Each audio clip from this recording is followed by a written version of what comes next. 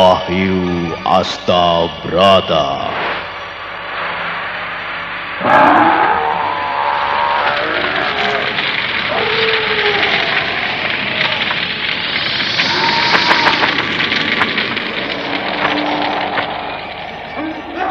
Tan hening wening upaya mukti nuring pangastuti.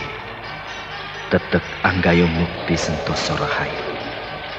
Acur wungu nirdaya tan aspi sampurna.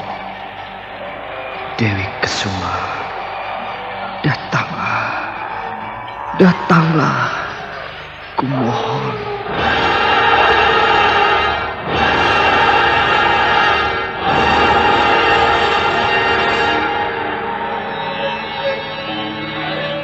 Aji Sukmo, aku telah bersamamu. Kaulah suamiku. Mari menyongsong matahari.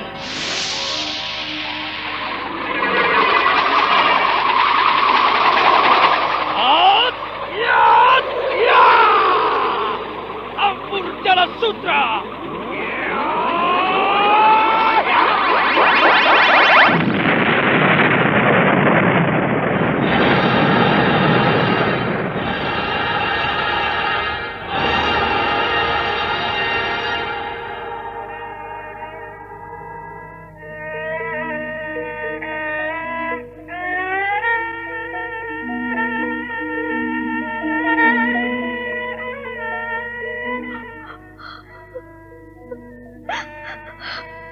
Kakang Sukmo, tolonglah aku. Lepaskan aku dari penderitaan ini. Rara Sunti, aku datang. Aku akan menolongmu. Rara Sunti!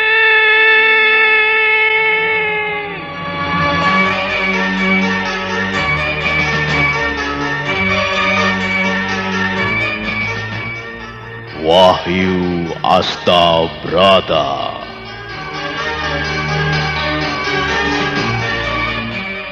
Serial sandiwara radio ini berlatar belakang sejarah Kesultanan Mataram, menggetarkan, mendebarkan, menggelorakan semangat, cinta, dan perjuangan umat manusia yang ingin menyibak misteri kehidupan ini.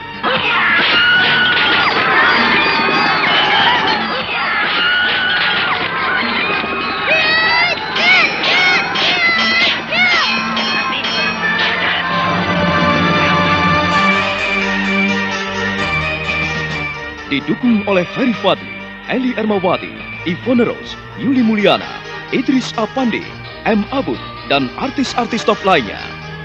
Cerita ini ditulis dan diolah oleh Bu Nergis Muryono, pengarah cerita dan naskah Agung Bahrodi, ilustrasi musik Haris Sabar, teknik dan montase Jenny Mumu, dengan sutradara Ferry Fadli. Sandiwara Radio ini masih Anda dengarkan di channel YouTube Satria Collection.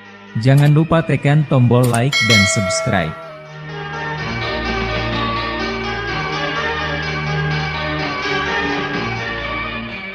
Wahyu Astabrata dalam episode pertama ini dengan judul Carita Adi Purwa.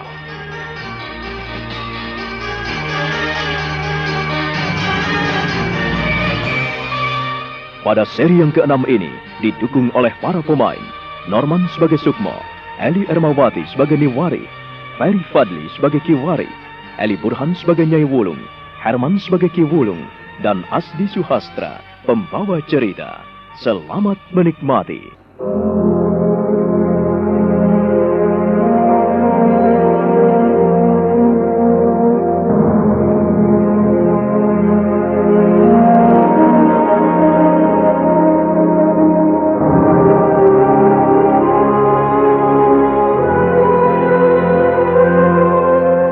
Sukmo benar-benar membuat kesal bapak, ibu, kakek, dan neneknya.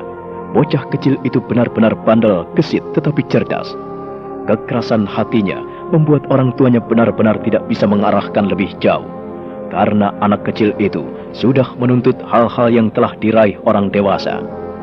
Apa yang dilakukannya di luar jangkauan bapak dan ibunya Sampai bapak dan ibunya angkat tangan pada bocah kecil itu. Ki Wulung dan Nyi Wulung memandang bocah itu dengan takjub. Ada sesuatu yang tersembunyi di balik sorot mata bocah kecil itu.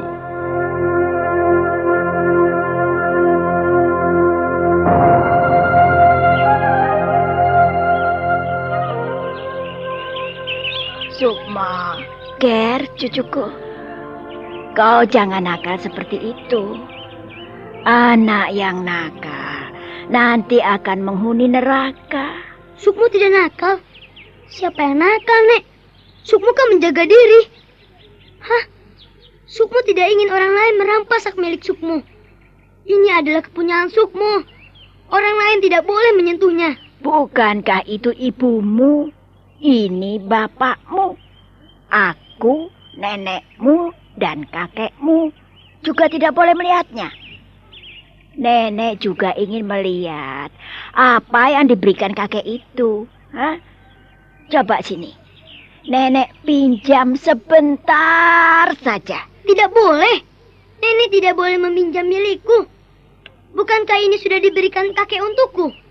Jadi, orang lain tidak boleh menyentuhnya. Bukankah begitu, Kek? Oh, Sukmo. Bagaimana kakek harus menjawab pertanyaanmu? Begini, Ger. Kau harus meminjamkan benda itu pada bapak dan ibumu. Mereka juga ingin melihat milikmu itu. Nah, lencana itu memang milikmu. Kau boleh memakainya. Kau boleh menyimpannya.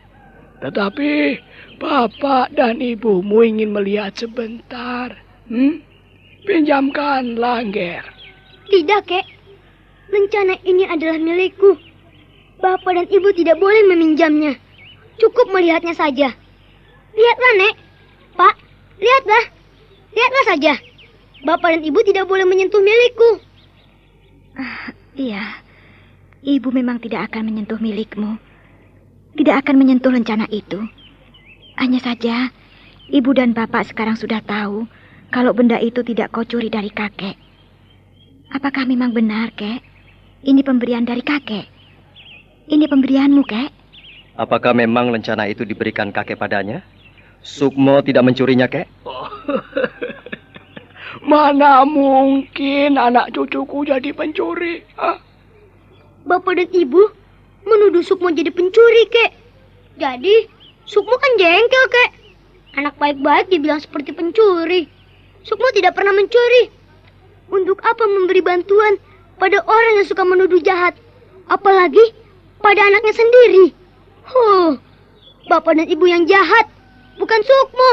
Iya kan, Kek? Oh, iya. Bapak dan ibumu yang jahat, yang menuduhmu mencuri. Tetapi dengarkan dulu. Dengarkan apa, Kek? Bapak dan ibumu tidak jahat. Tidak, Ger. Hanya saja mereka ingin tahu dari mana kau peroleh lencana yang indah itu. Lencana yang kau pakai itu dari emas, Sukmo. Harganya mahal sekali. Dan itu pemberian Kanjeng Sultan.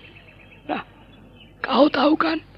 Kanjeng Sultan, raja yang menggantikan Panembahan Senopati. Kanjeng Pangeran Adipati Anom telah menggantikan Kanjeng Romonya menjadi raja.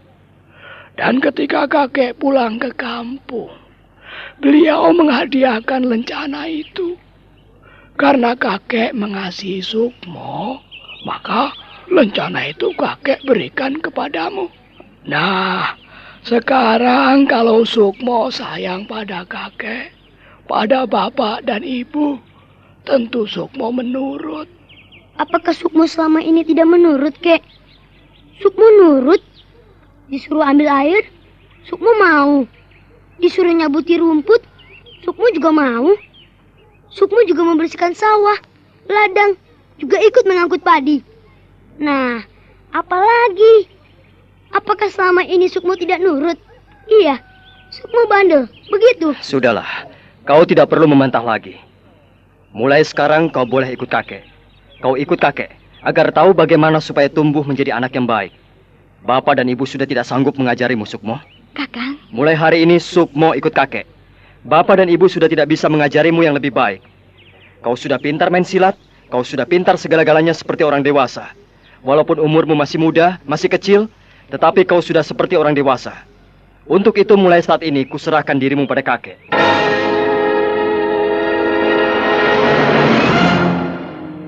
Sukmo memandang kakeknya, memandang bapak dan ibunya, lalu memandang neneknya. Dia tidak percaya apabila bapak dan ibunya menyerahkan dirinya pada kakeknya. Namun dalam hati bocah itu timbul rasa bungah, rasa senang, di mana dia bisa bebas berjalan tanpa pengawasan bapak dan ibunya yang selama ini dianggap menghalang-halanginya.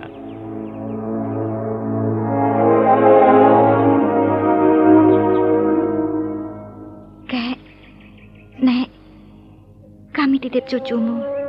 Sukmo sudah menyerap ilmu yang pernah engkau ajarkan kepada kami. Sekarang kami sudah kewalahan, Kek. Didiklah cucumu agar ia mengetahui budi pekerti dan hidup yang lebih santun. Kami kewalahan, Kek. Oh, Ware. Kau ini memang seperti ibumu. Ya, sudahlah. Kalau memang kalian kewalahan mengasuh Sukmo, ya, biar kami yang mendidiknya. Biar kami yang mengasuhnya. Sukmo, Iya, Kek. kau sudah mendengar sendiri. Bapak dan ibumu kewalahan melatihmu, mendidikmu, dan mengajarimu. Nah, untuk itu mulai saat ini, ayo ikut ke rumah kakek. Ikut kakek? Iya. Iya, kau mulai saat ini ikut nenek dan kakek. Bapak dan ibu? Ibu dan bapak akan tinggal di sini, Sukmo. Ibu dan bapak masih muda. Ya, ibu dan bapakmu akan di sini. Ibu dan bapakmu sekali-sekali akan menengokmu di rumah kakek dan nenek. Kau di rumah nenek dan kakek, jangan nakal seperti di sini. Kau mengerti, Sukmo? Iya, Bu. Kalau kau masih nakal seperti di sini, biar kakekmu akan membuang di tengah hutan.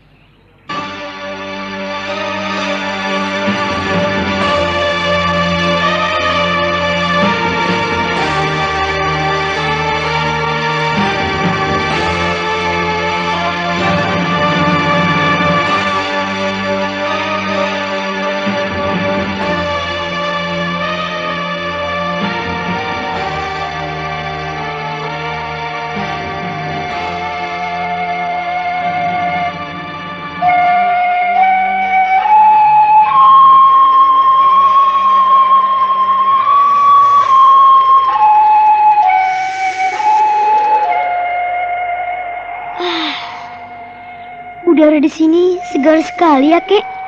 Aku senang sekali. Iya, Angger. Ada apa, Angger? Apakah Bapak dan Ibu benci pada Sukmo? Oh, Sukmo. Mana ada orang tua yang membenci anaknya? Bapak dan ibumu justru senang sekali kepadamu, Nger. Bapak dan ibumu cinta sekali kepadamu. Kenapa mereka tidak suka pada Sukmo? Kalau mereka suka pada Sukmo, tentu saja Sukmo tidak disuruh tinggal bersama kakek dan nenek. Nger cucuku. Ada beberapa alasan mengapa bapak dan ibumu menyuruhmu tinggal bersama kakek. Mengapa begitu, Kek? Bukankah kau bercita-cita untuk menjadi seorang pendekar yang besar? Pendekar pilih tanding yang akan melawan musuh-musuhmu? Iya, Kek. Sukmo memang ingin menjadi pendekar. Aku ingin jadi orang yang tidak ada lawannya. Aku Sukmo. Aku tidak akan mundur selangkah pun apabila menghadapi musuh-musuhku. Tapi aku bingung, Kek. Nger. Memangnya kenapa, Nger? Kenapa? Ada apa denganmu? Kakek pernah bilang bahwa sebagai seorang pendekar tidak boleh menyakiti musuhnya. juga tidak boleh melukainya, apalagi membunuh. Aku betul-betul tidak tahu, Kek. Nah, Ger cucuku.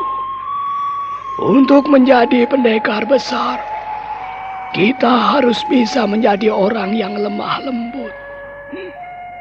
Ada pepatah yang mengatakan, ngluruk tanpa polo, menang tanpa ngasorake. Apa artinya, Kek? Nah, ngluruk tanpa polo artinya kita maju tanpa membawa siapapun. Menang tanpa ngasorake artinya bagaimana kita menundukkan lawan kita, mengalahkan musuh kita, tetapi mereka tidak merasa kalah, tidak merasa tunduk, dan akhirnya mereka bisa menjadi sahabat kita, menjadi saudara kita. Nah, itulah pendekar sejati, Ger. Apakah aku bisa seperti itu? Oh, bisa. Bisa, Ger. Kau pun bisa menjadi pendekar besar apabila kau mau mendengarkan kakek dan nenekmu. Aku selalu mendengarkan nasihat kakek dan nenek. Apakah aku ini bandel? Nek, Kek? Oh, Tidak. Kau tidak bandel. Kau tidak bandel kok. Kau adalah anak yang baik, Sukmo. Kau adalah anak yang menurut. Kau anak yang pintar. Tapi bapak dan ibu sering menuduhku aku anak nakal. Aku ini anak bandel, anak beling, selalu ngeluyur. Aku jadi bingung, Kek, Nek. Nah, untuk itu mulai saat ini kau harus mendengarkan nasihat kakek dan nenekmu. Coba kau perhatikan pohon jati yang tinggi sekali itu. Mengapa pohon jati pada saat ini bisa tumbuh subur dan daunnya lebat sekali? Nah, coba apa sebabnya, Ger? Karena saat ini kan sering turun hujan. Jadi, pohon-pohon jati itu selalu disirami, mendapat air yang cukup, hingga ia bisa mencari kesegarannya, dan akar-akarnya bisa menyerap air sebanyak-banyaknya. Itulah yang menyebabkan pohon jati menjadi subur. Oh, betul, Ger, betul. Lalu, kenapa kalau pada musim panas, pada musim kemarau, banyak pohon jati yang kering, meranggas tanpa daun? Ayo, apa sebabnya, Ger? Sebab kalau pada musim kemarau, air kan berkurang, Kek. Lagi pula, terik matahari bisa membakar seluruh daun-daun itu hingga kering. Kalau air laut saja bisa menguap, apalagi daun-daun itu.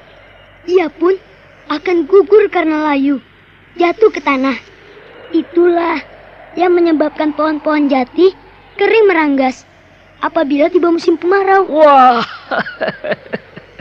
bagus, Ger. Oh, kau memang pintar sekali. Hah? Nah, sekarang ayo ikut kakek.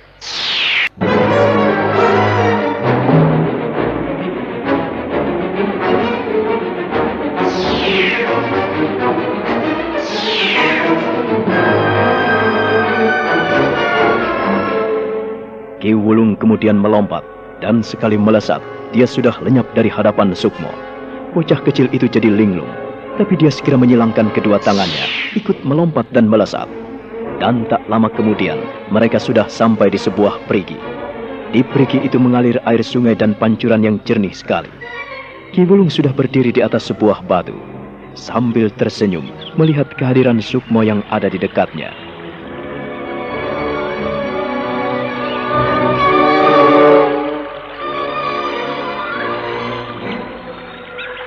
Mengapa kakek mengajakku ke perigi ini?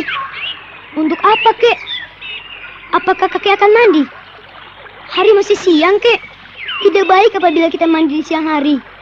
Sebab kita bisa kelelahan dan kulit kita bisa jadi keriput. Ah, Ger. Kakek tidak akan mengajakmu mandi. Dan kau jangan memancing kakek. Hah? Kakek tahu Kau sudah ingin mencebur ke perigi ini, ha? Tetapi kau bersandiwara di hadapan kakek. Betul. Sukmo ingat waktu bapak dan ibu melarang Sukmo mandi di kali apabila siang hari. Pertama, kulit Sukmo bisa jadi rusak ketika matahari masih terik. Sukmo tidak boleh mandi. Nanti kulit Sukmo bisa rusak apabila sudah selesai mandi. Sukmo, mandilah. Tidak, Sukmo tidak mau mandi. Sukmo tidak mau melanggar nasihat bapak dan ibu. Kakek bilang, Sukmo, ayo turun cepat. Lepas pakaianmu dan segera turun ke perigi. Ayo cepat. Tidak, Kek. Tidak. Sukmo tidak mau melanggar perintah bapak dan ibu. Nasihat bapak dan ibu selalu di hatiku. Aku tidak boleh mandi di siang hari. Tetapi sekarang kau tidak ikut bapak dan ibumu, Sukmo. Kau adalah ikut kakek. Artinya, kau harus mendengarkan nasihat kakek. Cepat, buka pakaianmu. Dan kau masuklah ke perigi itu. Tidak, Kek. Aku berjanji. Aku selalu mengikuti nasihat bapak dan ibu. Dimanapun aku berada. Ketika aku pernah mandi di siang hari, melanggar nasihat bapak dan ibu, maka bapak dan ibu menghajarku dengan lidi. Badanku sampai babak belur. Bahkan cambuk sapi pun mendarat di punggung saya. Tidak, Kek. Aku tidak mau. Sukmo, kau benar-benar bandel. Kau keras kepala. Dan kau tidak mau mendengarkan nasihat kakek. Kau harus membuka pakaianmu dan turun ke air. Cepat, ayo. Berendamlah di air itu. Sukmo telah berjanji, Kek. Apabila matahari masih terik dan masih menyengat, maka Sukmo tidak akan pernah mandi di siang hari. Janji dalam hati Sukmo tak akan kuingkari. Aku masih ingat betapa sakitnya cambuk yang mendarat di punggungku dan di kakiku.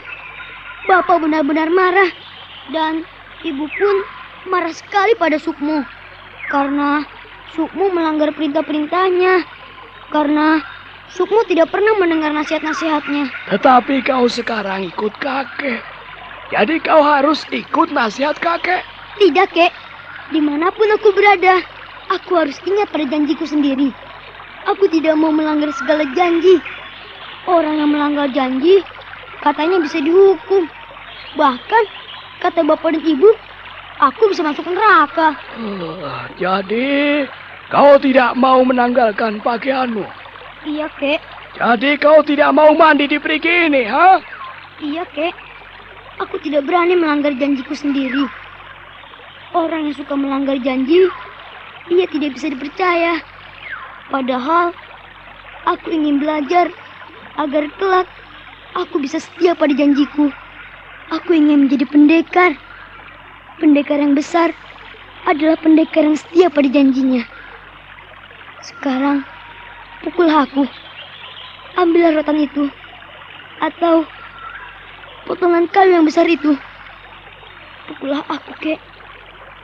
Aku bersedia kau hukum.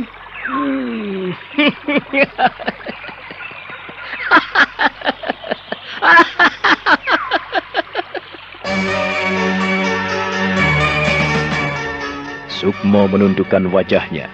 Dia tetap berdiri sambil bersedekap dan menyilangkan kedua tangannya di depan dadanya. Kemudian dia membungkuk sujud di kaki kakeknya. Ki Wulung berdiri di atas batu sambil bertolak pinggang. Matanya melotot dan memandang cucunya dengan geram. Tetapi sinar matanya menyala-nyala, wajahnya berseri-seri.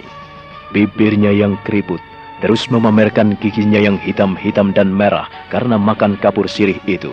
Masih nampak utuh dan kuat sekali.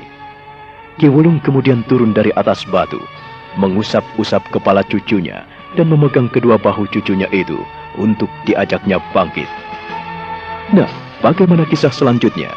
Saudara pendengar, silakan menunggu kelanjutan kisah Wahyu Astabrata ini dalam seri berikutnya.